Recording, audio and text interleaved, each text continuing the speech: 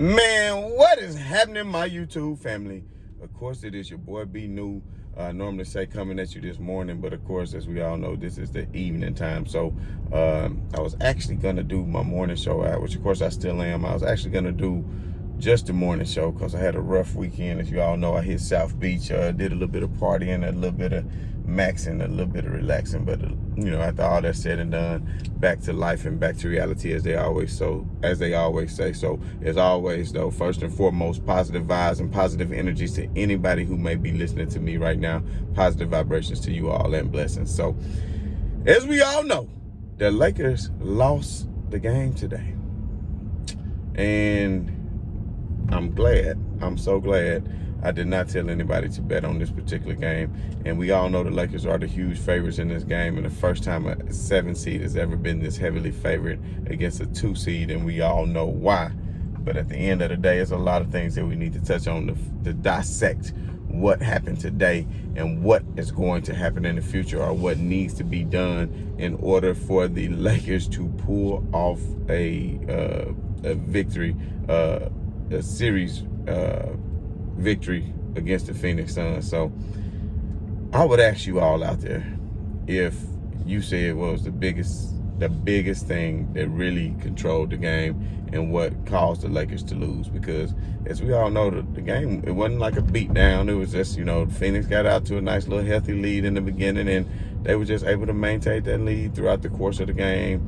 The Lakers, they didn't play with a whole lot of energy. I'm not making excuses for them, definitely not doing that, but they didn't play with a whole lot of energy, and they couldn't fight their way back into it. A lot of standing around on offense. The offense was very stagnant, but there's a reason why.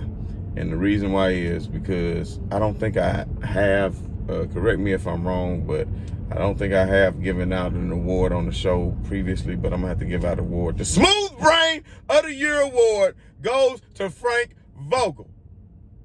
And I'm so glad that I didn't have anybody put any money on this game, because the only fear that I had was that Frank Vogel would be outcoached the way he was outcoached today. I mean, what in the world was going on? His rotations were atrocious. It made absolutely no sense at all, because if you look at anything, the most glaring thing in the whole game was the performance of an Anthony Davis. Now, B New, I know y'all will say, B New, well, Anthony Davis shot 5 out of 16. He was a minus 18 on the floor. Well, you damn right he was.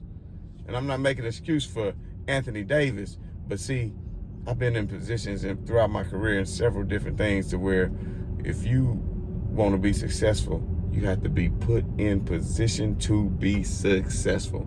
Now, you can have all the damn talent in the world. I don't care what realm of life we're talking about here. We could be talking about work, business, office, factory, industrial, driving, delivery. If you are not put in position to be successful, then that is not what's going to happen. And we had a very, very bad thing that was going on today, as we all know. And basically what was going on today was Frank Vogel packed the damn paint with Andre Drummond and Anthony Davis. And I know, I'm not gonna lie, y'all, I'm man enough to admit when I was wrong. And I'm not saying I'm completely wrong, but this is the point I'm trying to make. And y'all can be mad at me if you want to, but I'm telling y'all the truth. If Marc Gasol had played today, then I highly feel that the Lakers would have won this game. And the reason I say that is because the paint was so packed. And if you look at it, Anthony Davis has more room to operate and has a much higher net rating throughout the whole year when he is paired with Marc Gasol. And when you play in a team like Phoenix, you have to spread the floor. And not just for shooting purposes, because the Lakers were terrible from three-point range. So not just for shooting purposes, but it would help them for that matter, because they would space the floor more effectively. But no, they didn't do that. So basically, they packed in Andre Drummond and they packed in Anthony Davis. And you know what that got you? That basically got you packed paint with LeBron James, no room to operate. Let me ask you all this. How many times today did you see LeBron James just really get to the paint? How many times did you see LeBron James get to the paint and finish at the rim. He cannot finish at the rim. I don't give a damn if you Michael Jordan. I don't care if you LeBron James. I don't care if you damn Goku. I don't care who the hell you are. You're not finishing at the paint when it's packed like that. You're not going to finish at the paint when it's packed like that. It's ridiculous. So then, I guess the smooth-brained Vogel decides, oh, you know what? The paint is so packed. This is not working. Anthony Davis is doing terrible. He's 5 out of 16 on the floor. You know what? We're not doing that well. Let me try to space the floor now. And then you trot out Anthony Davis into the center position. But then when you have Anthony Davis in the center position, you are forcing him to have to go against a true center in Ayton. And let me tell you something. Ayton proved today, and I think Mark Jackson even said it at one point in time, that he was the best big man on the floor. Well, guess what? I think throughout the series, he could be the best big man on the game, and that's no knock to Anthony Davis. Anthony Davis' game is not perpetuated to be, it's not, y'all know what I'm trying to say. Anthony Davis' game is not meant to be in the paint. I mean, he's a paint player, but he's a finesse paint player. He's a finesse paint player. He's capable of hitting the 15 to 17-foot elbow shot. That's his move. He has go-to. He can get in the paint. Don't get me wrong. He can play in the paint.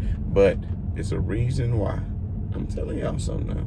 Everybody always wants to know this. Just pay attention to what I'm telling you. Listen to me thoroughly to what I'm telling you. It's going to all come together and make sense to you. So Anthony Davis is not wanting to play the center because guess what? When you have a power forward trying to defend Anthony Davis, then you have a matchup nightmare for the opponent. And I keep telling everybody this, the NBA is all about matchups. It's all about matchups. So now, do you know how hard Anthony Davis is working on the block to go against somebody that's outsizes him and has more strength than he does? I mean, it's a reason why. It is a reason why the Lakers got out-rebounded terribly.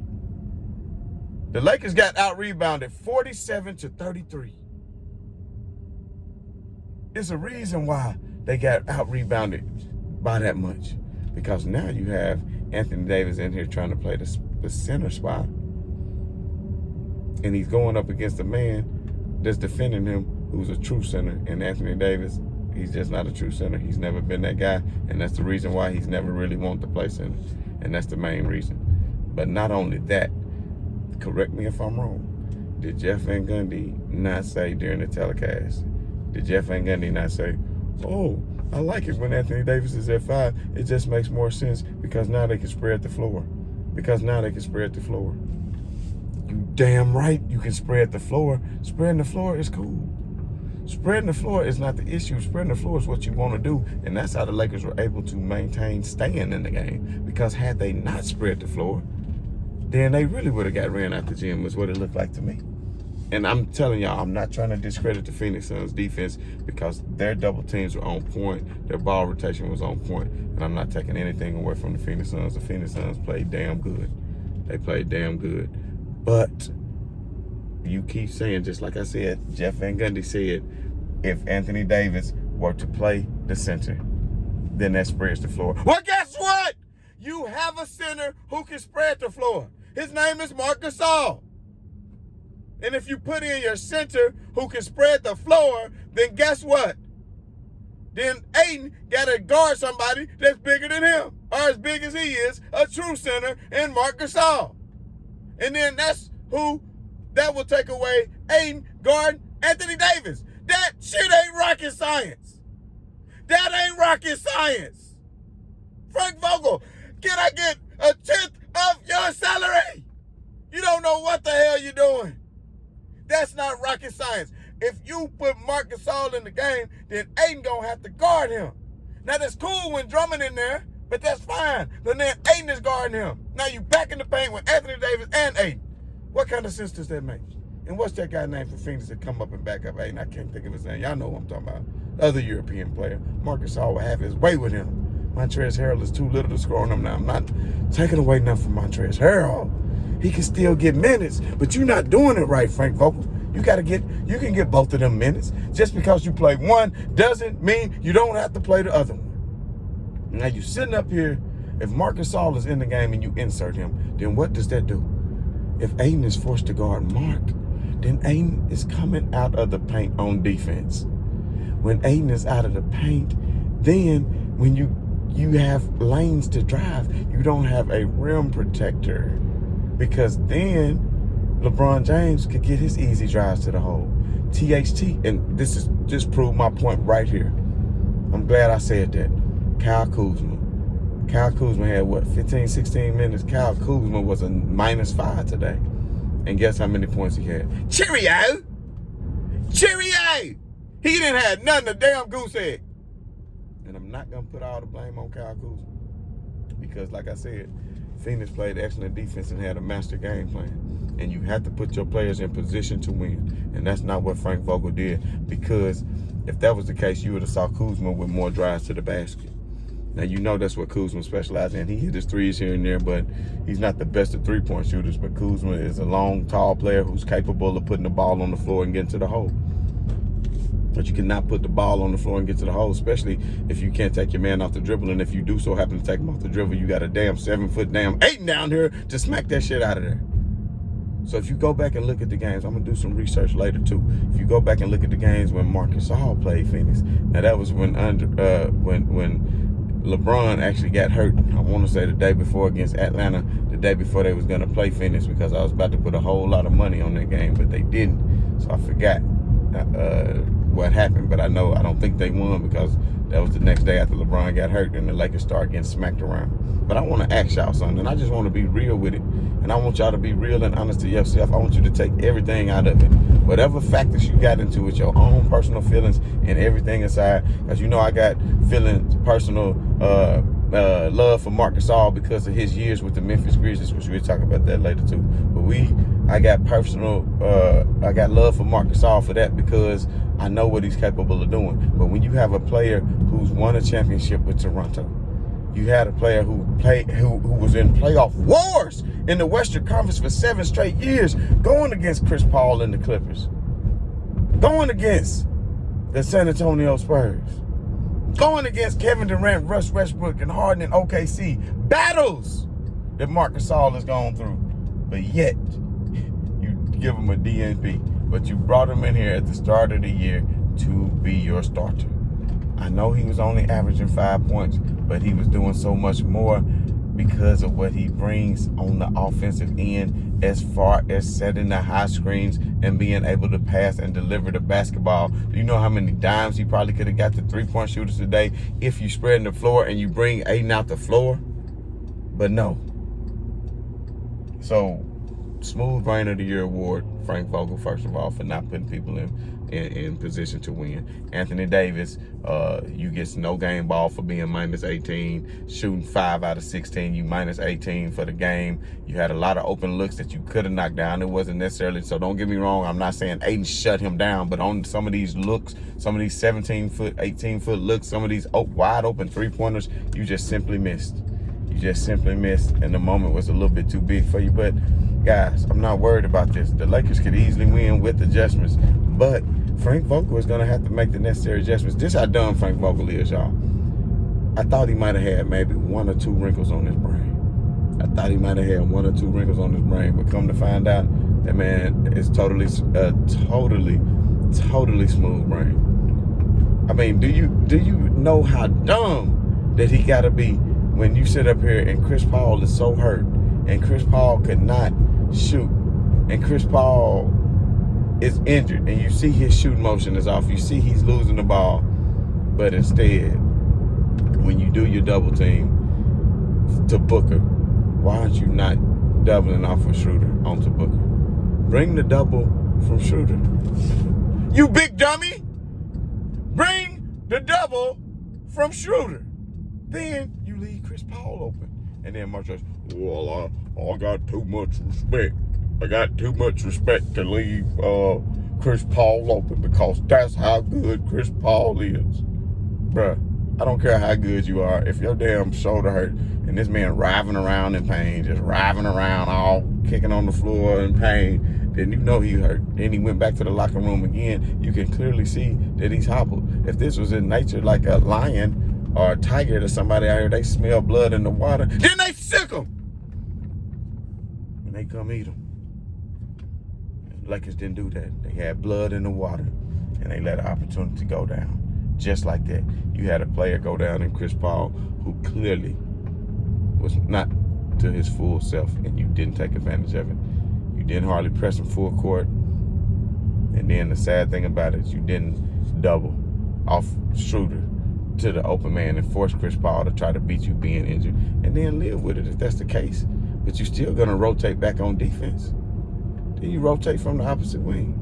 I mean, it makes no damn sense, Frank Vogel. I mean, it just makes no sense. And to me, Devin Booker had a hell of a game. I want to see more out of LeBron James because I got to hold everybody accountable today. LeBron James, he came out on fire. He came out hitting the three, came out looking good, throwing the little lobs. I'm like, oh yeah, LBJ about to do his thing. LeBron, you shot 6 out of 13. That was roughly close to 50%. Pretty damn good percentage, I would say. But LeBron, bruh, you cannot go into a playoff game. Please, I want anybody, and I'm not saying it's wrong for LeBron to not get people in the game, but listen, when your team needs you and they down like that and you got to put the team on your back, for you to only have 13 shot attempts, to me, that's not acceptable. You got to shoot the ball more. I want to see you at least taking 20 shots a game in every playoff game. You can still get teammates involved and still score. And I know they were trying to rest them in the first half for whatever reason to bring it back because they weren't concerned. And that's how the Lakers do. So everybody don't. Until their back is against the wall, you're not going to see them step up their intensity for whatever reason. But they better, because if they come Tuesday night, and speaking of night, I think the Lakers, for whatever reason, they play better at night. I've never seen them really play that well on an afternoon game. For whatever reason. If it's been a Saturday afternoon, a Sunday afternoon, I just never really seen them play well for whatever reason. But a 9 o'clock tip-off Central Time, I think that's going to be in their favor. Also, Chris Paul only having this one day to recuperate their shoulder. I just don't see how it could be at full strength, and I think the Lakers need to take advantage of that. And speaking of which, did you see Chris Paul grab LeBron James' arm? I mean, damn, LeBron done came and helped you up thinking you out the series the way you driving around in pain. And before anybody start to get on LeBron James, he helped him up. Look, bro, that's his Walty. That's his homie. That ain't just like anybody. That's somebody who he's very close to. So, and I understand people saying with the level of competition, and I get that. So if you feel the opposite way, then that's fine. But if somebody else feel a different way, then that's fine too. Because at the end of the day, it's not going to stop you from performing and competing at your highest level of performance. But the thing about that is, if it would have just been a regular ass injury and LeBron doing that, then I might have to get on his ass too. But this man driving around and playing, rolling around on the ground like that, shit, LeBron think this man got a dislocated shoulder. Shit, I thought he was done. Hell, I think I might have, I just had got off the flight and all this. I'm watching it on DVR, so I'm like, damn, was that Chris Paul out there? I thought he got hurt for the season. But anyway, it was just not to be for the Lakers. I really don't think the Lakers should be too concerned as long as they make the necessary adjustments, because I would have to foresee them using Marc Gasol at some point. And I'm not saying Marc Gasol is all the savior, but it's all about lineups. It's all about matchups. And that's the matchup that the Lakers need to see, because they're going to have to spread the floor in order to beat Phoenix. And the best way for them to spread the floor is to still spread the floor, but also to still keep size. You cannot just spread the floor with Anthony Davis, because now you put Anthony Davis in a very uncompromising situation. Do you understand what I'm saying? And that gives me proof right there, because I want y'all to guess, who do you think had the highest plus minus for the game? You damn right. It was Aiden. Plus 16 for the whole game. So he was pretty much getting off at any chance. So you limit Andre Drummond's minutes to 14 or 15 or 18 or 19 or whatever it was. You limit his minutes, even though he was playing well, but you don't know how to match it up right. So if you want to bring in Drummond when it's just Aiden, then that's fine. Or Saric, then that's fine. But damn it, man, please, for the love of God, put in Marc Gasol if anybody listening to me on the Lakers bench. on the sideline, which I know you probably not. But damn, for the love of God, put them in, give them a chance, and watch how quick things will change if you spread the paint. But at the same token, y'all, it might not happen. But I'm not saying they need that. Absolutely, I know it would help. But if they don't, they could still win. They were only down by 7 or 8 points. A lot of times they cut it and couldn't get to it. A lot of that was due to poor shooting by Anthony Davis as well. So I think that they need to step up and play a little bit better. They played great on defense. I think Caruso played well. Some of the lineups, I'm not sure. He was putting Caruso and Schroeder in there at the same time. That's not something he's done a lot of most of the year. So I'm just trying to figure it all out, y'all. But anyway, back from South Beach. I'll see y'all in the morning. Maybe even tonight, because as you all know, and I know y'all might not care, but check the Memphis Grizzlies out. Just check them out. I won't get too much analysis on that just yet. But, of course, everybody got Utah. But just check out what the Memphis Grizzlies do on defense. They're a very gritty team, and that's why I grind 10 toes down. So we'll be definitely pulling for Memphis Grizzlies tonight. But anyway, as always, y'all, right on to the real. Much love to the haters. I'm out.